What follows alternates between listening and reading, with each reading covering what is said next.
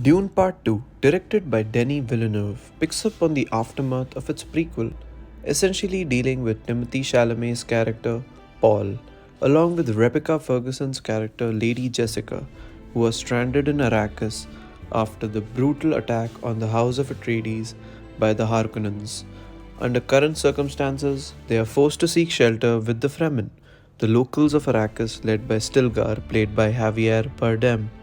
Now, Stilgar believes that meeting Paul in said circumstances is all part of a prophecy that would lead his people towards a brighter future in Arrakis, which Paul himself is having a hard time dealing with, while being in denial.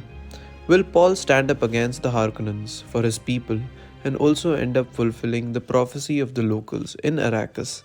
Is the crux of this film. I had the fortune of catching this film on IMAX, and it was one of the most memorable movie going experiences I have had in a very long time.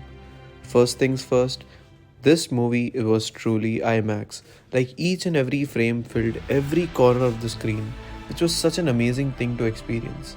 Unlike some movies, wherein the format keeps switching between frames from IMAX to regular format during its runtime. Shout out to you, Marvel.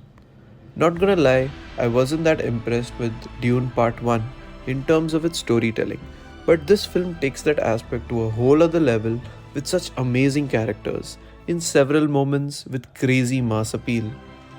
In order for the film to work, you really have to get sold onto accepting the world of Dune, which is done so masterfully, ranging from the cinematography all the way to the hair and makeup department, which shows how much thought was put into every aspect of the film under the leadership of one man alone, Denis Villeneuve.